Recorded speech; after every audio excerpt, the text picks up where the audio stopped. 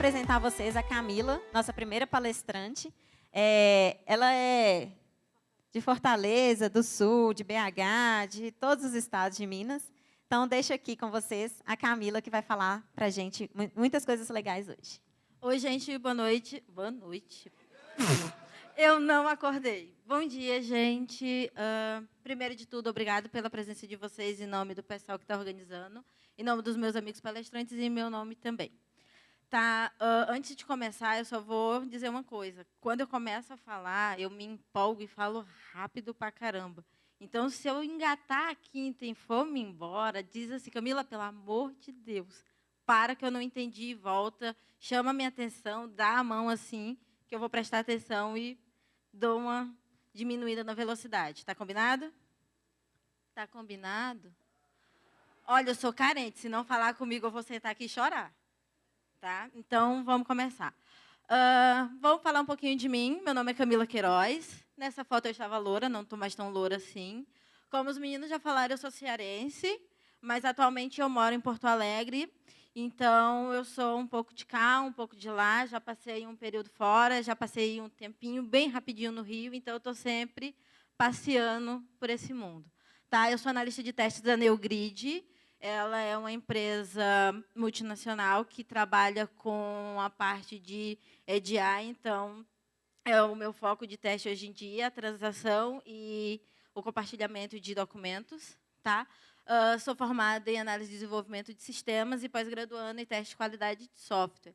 Eu mantenho o blog miqueiroz.com.br, onde tem algumas coisinhas que eu andei compartilhando o ano passado, esse ano, e vou voltar a escrever alguma coisa que talvez vá agregar valor para algum de vocês. Tá? Como eu disse, eu sou entusiasta e hóspede do mundo. Nesse slide está ali meus contatos, e-mail, blog, Twitter, Facebook, LinkedIn, SlideShare. Então, qualquer coisa me chama, que eu sou amiga e eu sou bem legalzinha. Tá?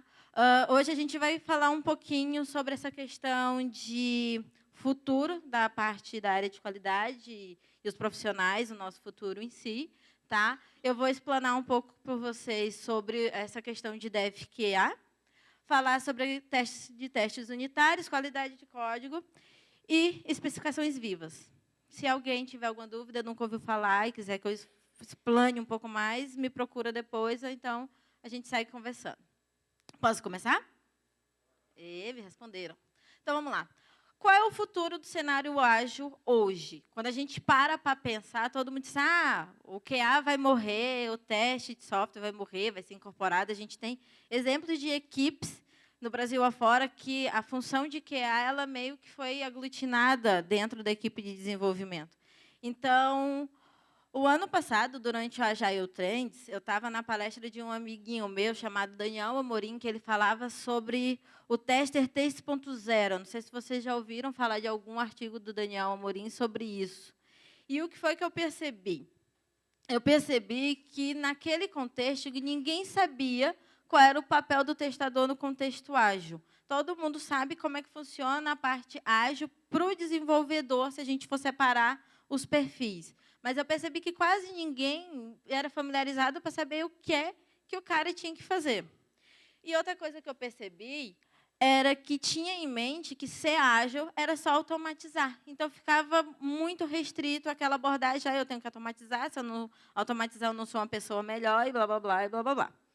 Aí, o que acontece? Muito se ouvia falar sobre os perfis de QA DevOps, QA automatizador e QA técnico.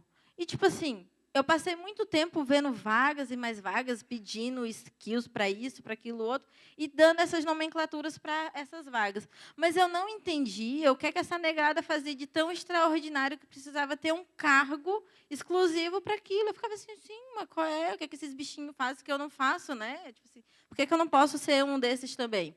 E daí, eu descobri o Brasil. Olhei e disse assim, cara, não tem nada demais com o meu slide. Porque o que acontece? Não é nada que a gente não possa fazer e não possa aprender. Eu disse assim, caramba, eu posso ser um cara massa desse também, eu posso ter esse nome foda, assim, diferente, QA, na minha carteira de trabalho, porque até então eu só tinha lá web designer e depois analista de teste. Eu quero ser QA. Então, eu descobri o Brasil. Aí, o que acontece?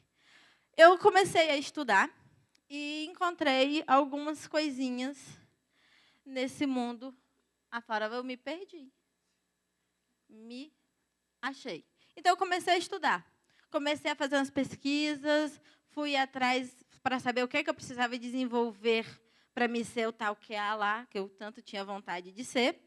E o que acontece? Eu encontrei este cara aqui, que ele é um espanhol, Evandro González, alguma coisa assim, que ele começou a falar sobre DevQA e começou a dizer que ele era uma pessoa feliz usando Groove, Spock e Glib.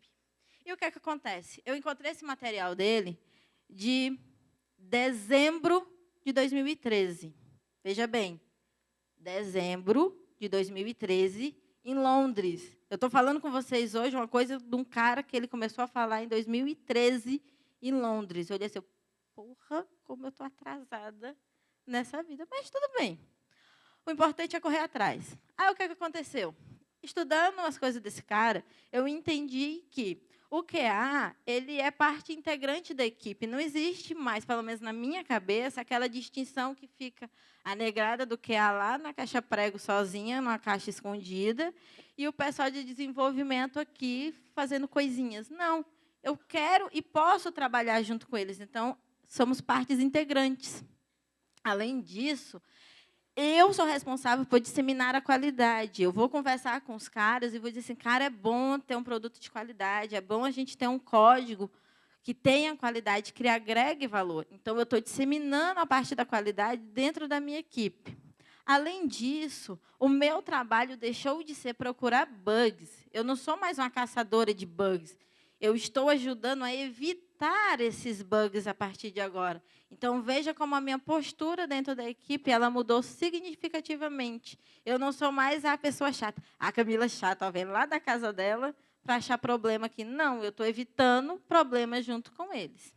E daí o que acontece? Eu identifiquei, junto com o meu amigo Gonzales lá, que eu preciso ter algumas coisas diferenciadas. Sim, skills ampliadas. Eu preciso ter uma noção de lógica de programação. Preciso, sim. E muita gente já me perguntou, Camila, tu acha que o QA ele precisa saber programar? Cara, ele não é o programador, o desenvolvedor. Mas é tão bom quando a gente consegue entender o que o cara faz e consegue ter uma conversa de igual para igual, a gente não fica parecendo um retardado, olhando assim, que legal, eu não sei o que esse código está fazendo. Então, é muito bom. Outra, eu preciso ter noção de banco de dados, web service, e ter noção mínima de build e de CI. Porque, cara, faz parte de todo o processo, desde quando ele é concebido até a entrega. Eu não estou só ali para fazer uma fatia do bolo. Aí, o que acontece? Quando eu falo de skills ampliadas, eu quero dizer que eu saio do meu conforto do conhecimento de negócio e passo a ter mais conhecimento técnico. E daí eu tenho autonomia de conversar com o cara lá de igual para igual. Quando eu falo em lógica de programação, eu quero dizer que eu preciso e vou escrever scripts, mas eu não vou programar no lugar do cara. Eu preciso ter uma noção para saber o que é um for, um if, um else, coisas simples. Eu não vou substituir o cara, eu vou ajudar ele. Outra coisa, quando eu falo de banco de dados e web service, a gente vai precisar validar os dados que a gente está inserindo, a gente precisa validar certos tipos de conexões. Então, eu preciso ter noção para isso. Outra coisa legal é que eu vou ter autonomia para gerar build, para me fazer o meu teste, e vou poder acompanhar a integração. Então, tipo, eu estou só me divertindo. Estou deixando o meu Excelzão lá de lado e estou fazendo coisas que vão ser mais divertidas. E daí, quando a gente começa a falar em mais divertimento, vem a questão de testar testes unitários. Aí as pessoas já me perguntaram, para quê, Camila? Para quem? O que é que isso vai agregar valor? Isso vai agregar valor porque eu vou estar tendo aquela questão de ver se os que está escrito, se os testes escritos estão realmente corretos, se eles estão sendo efetivos e gerando valor, e se a cobertura está adequada. Aí vem uma pergunta muito legal. E eu posso testar os testes unitários? Pode. Por favor, você não só pode, como você deve testar os testes unitários. Porque o que acontece? O cara está lá desenvolvendo, ele tem a visão dele. Aí vem a gente de qualidade, a gente tem outra visão, a gente então vai ter uma troca. Então, pode sim, amiguinho, pode e deve. Outra coisa interessante, Como é que a gente faz isso? A gente faz por meio do mutation testing, que nada mais é do que uma técnica onde a gente vai estar induzindo pequenas falhas dentro do código do teste unitário para ver se ele realmente está sendo efetivo e se está funcionando. Um exemplo de ferramenta que eu já usei, e ele é específico para o Java, é o Mujava. Mas tem outras ferramentas que fazem isso, tá certo? O que acontece? Quais são os tipos de mutações que eu posso estar trabalhando? Eu posso estar excluindo declarações, eu posso estar duplicando as declarações, posso estar brincando com as negações das minhas expressões booleanas e também posso fazer algumas substituições. Então, eu tenho como mexer de N formas no meu teste unitário. Tá? E qual é a grande sacada de testar os testes unitários? Eu vou estar realmente revelando o quão adequado ele está sendo, o quão ele está sendo feliz e efetivo no que ele se dispôs a testar. Bonitinho, né? Coisa mais linda da tia. Tá? E quando a gente fala em testes unitários, a gente começa a entrar na questão da qualidade de código, porque eu estou vendo se o código do teste lá do cara está legal, se ele está fazendo o que propõe. Então, a gente começa a entrar na qualidade do código propriamente dito, porque quanto melhor um código for, menos dúvida ele vai causar para mim que sou QA ou para outro desenvolvedor. Então, menos para que serve aquilo, que merda é essa que tu fez aqui, o cara vai ouvir. E o que acontece? Quando eu tenho cuidado com a qualidade do código, eu vou evitar duplicidade, ou seja, se eu precisar fazer um refactoring no meu código, ele não vai demandar tanto tempo e não vai gastar tanto do meu esforço. Eu vou ter a oportunidade de fazer análise da minha complexidade ciclomática e vou estar garantindo a presença de testes de unidade. Então, eu estou entrando cada vez mais dentro do meu processo. Tá? E tem uma ferramenta que eu conheço, que eu já trabalhei, que é o SonarQube. Ele nada mais é do que uma ferramenta que vai gerar alguns dados para vocês, ele vai fazer análise do seu projeto e vai gerar um dashboard parecido com esse, né? Onde ele vai dar informações de quantidade de linhas, se há duplicidades ou se não há, quais são os bugs em potencial. Então, ele dá uma série de informações que vai facilitar bastante o nosso trabalho. E vai tornar a nossa vida mais legal. E o valor agregado não se fala.